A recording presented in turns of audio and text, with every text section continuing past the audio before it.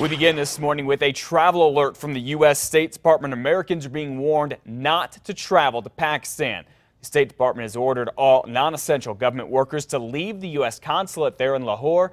Officials say the precautions are in response to a specific threat. They're not saying more about that, but they do say this move is unrelated to the temporary closure of 19 embassies and consulates in the Muslim world that happened through Saturday because of another terrorist threat. U.S. officials say several foreign and indigenous terror groups are a potential danger to U.S. citizens throughout Pakistan. More on this coming up on CBS This Morning in about 2 hours. And new this morning, police in Los Lunas have a homicide investigation on their hands, their very first this year. Just after 7 last night, officers got a call that a man was lying on the ground, bleeding from the stomach. When they got there, they called paramedics. That man was airlifted to the hospital where he died. Detectives are currently executing a search warrant on the street where this all happened. It was just down the road, the north end of Camino del Rey. Police have not released the name of the man who was killed. We'll have updates a little bit later today here on News 13. Well, the top brass in the Albuquerque Public School District is unleashing on state officials for not awarding a grant to a new program that was recently praised by Governor Susana Martinez. I do think it's just, in fact, unconscionable that APS did not receive a grant.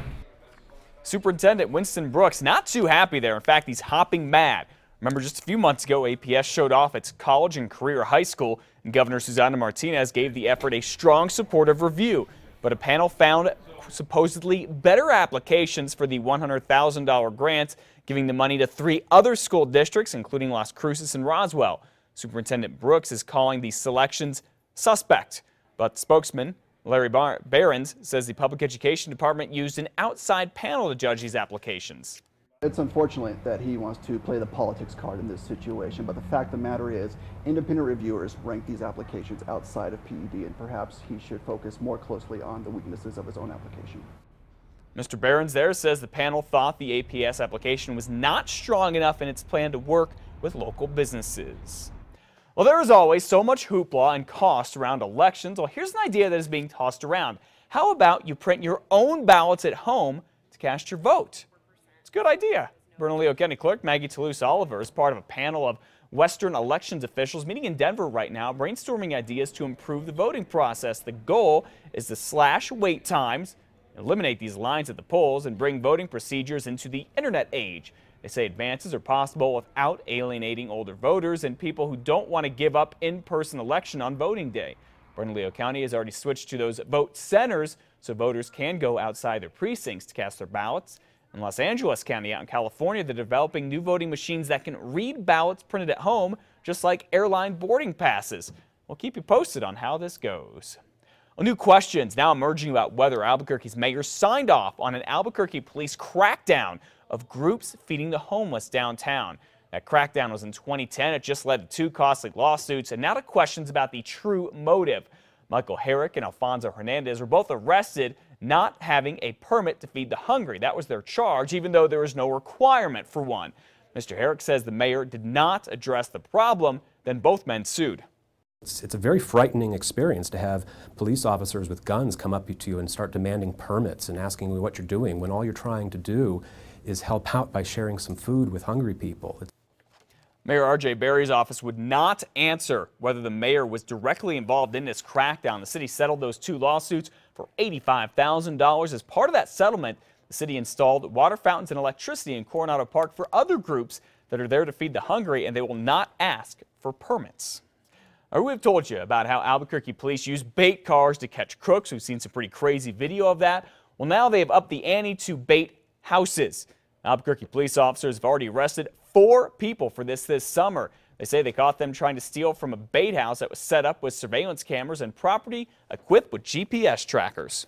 To all the criminals out there, just to be aware, you never know when we're watching you and when the items that you're taking, you know, could belong to the city, and, you know, a few minutes later we might be knocking on your door.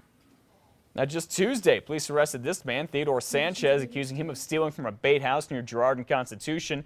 Cops tracked him and his suspected getaway driver, Michael Garcia, down at a recycling center trying to sell some of the stolen stuff. Police are looking to expand the bait house program. If you own a vacant home and you're interested in being part of this, contact the Southeast Substation. Well, a judge has ordered the animal activists who are trying to stop the opening of 2 horse slaughterhouses, including one here in New Mexico, to put up $500,000. The money is in case the activists lose the case. Last week, a judge ordered a temporary restraining order against Roswell's Valley Meat Company and a horse slaughterhouse in Iowa. The animal rights groups claim the federal government did not do the proper environmental reviews before giving the slaughterhouses the go-ahead. Valley Meat estimates it'll slaughter 121 horses per day and will make $180 off each horse. That's $435,000 that the company thinks it'll lose out on during this 30-day restraining order. All right, 5:06 now. Law enforcement still on high alert all around the country, trying to find where he is hiding. Investigators on the entire West Coast are still on the lookout for kidnapping and murder suspect James DiMaggio. He is suspected of abducting 16-year-old Hannah Anderson near San Diego, California, after killing her mother and possibly her 8-year-old brother, so police say.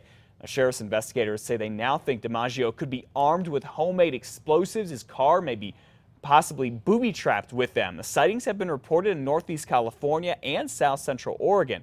Authorities say DiMaggio, a family friend, may have been infatuated with Hannah. They have now increased that Amber Alert to go to Nevada as well, and some state police in Southern California say that the two may be headed to Texas, which would bring them through New Mexico. They're supposedly in a blue Nissan Versa. If you see them, please call police.